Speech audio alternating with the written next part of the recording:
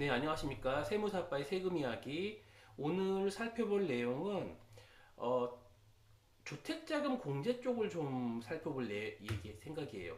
이 주택자금 공제가 여기에 대한 기본적인 좀 이해가 좀 있어야 되니까 좀 보면, 이것도 소득공제죠. 우리가 봤던 인적공제, 그 다음에 기본공제, 추가공제, 연금보험료 공제, 그 다음에 뭐였죠? 네, 특별소득공제 중에서 뭐 보험료 공제, 그리고 보는 게 주택자금 소득공제입니다.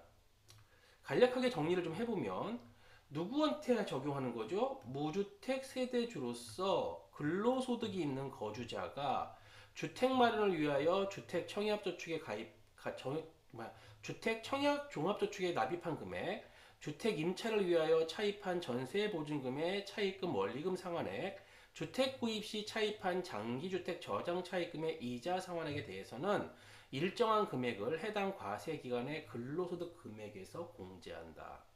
그래서 주택 청약 종합저축 납입액은 40%인데요. 300만 원 한도고 주택 임차 차입금 원리금 상환액은 40%인데 400만 원 한도입니다. 두 개가 다 있다. 그러면 합쳐서 400만 원 한도입니다. 근데 여러분 이거는 좀 이해하실 게 뭐냐면 이게 여러분 보시면 이게 뭐죠? 주택을 살 때까지 자신의 주택을 가질 때까지 나타날 수 있는 모든 것들이에요. 그렇죠?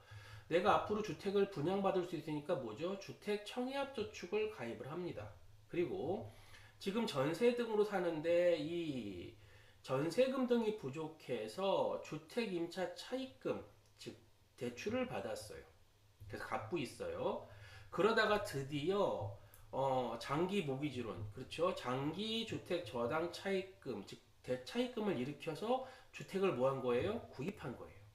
그렇죠? 주택을 구입하고 주택을 구입하기 위한 준비, 그리고 현재 보증금 등의 부족 분에 대해서 대출받은 게 존재해요.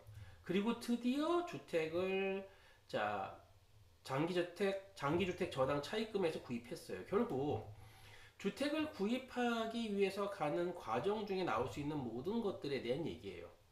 그렇죠? 그러면 이것들은 누구에게 적용해 주느냐? 네, 무주택 세대주한테 근로소득이 있으면서 무주택 세대주, 네, 주택이 없어야 돼요. 세대주인데.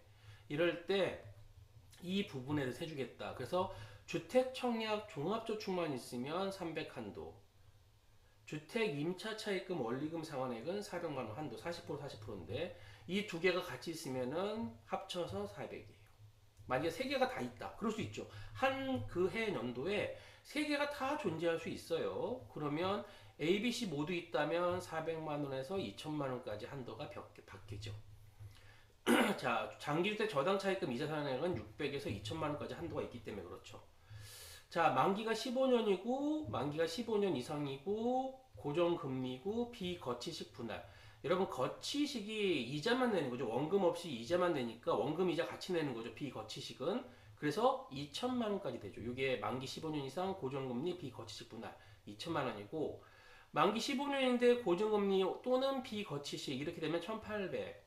10년 이상이고 15년 미만이고 고정금리 비거치식 분할 5하면 600. 그런데 대부분 뭐 아마 가장 많이 갖기 위해서는 15년 이상 고정금리 비거치식 분할 이렇게 되면 2천만 원까지 한도가 되니까 이 모두 세 개를 다 합쳐서 뭐 2,400에서 2천만 원까지 공제를 받을 수가 있다. 이제 요 사항을 좀 먼저 좀 이해를 해놓은 상태에서 여기에 관련된 그럼 어떠한 뭐 질문이나 문제가 있을 수 있는가? 근데 한번 보면요. 자, 볼게요.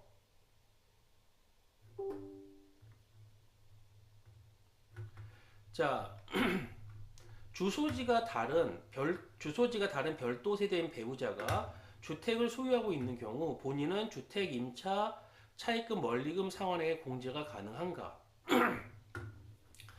자, 주소지가 다른 별도 세대로 배우자가 따로 주택을 갖고 있어요.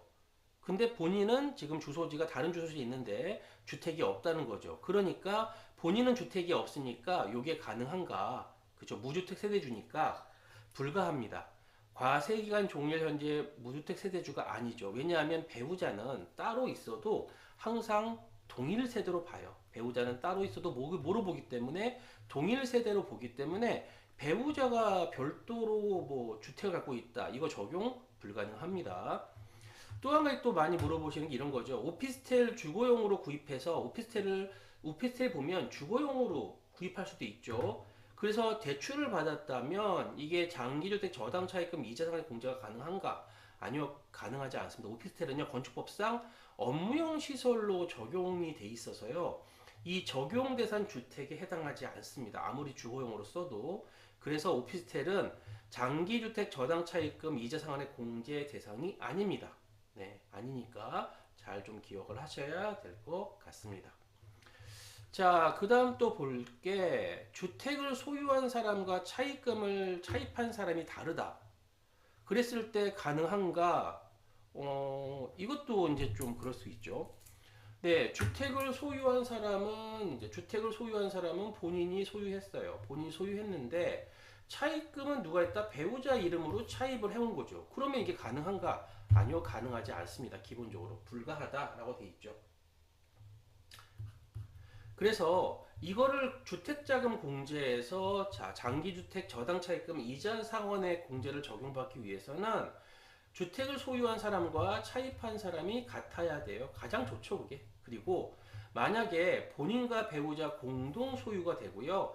본인이 차입한 경우에는 가능하죠. 만약에 공동 소유다, 5대 5다.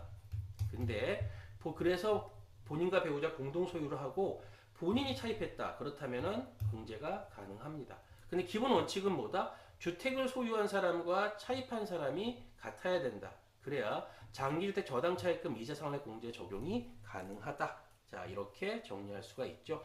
그래서 오늘은 또 여기까지 하고요. 다음에 또 찾아뵙도록 하겠습니다.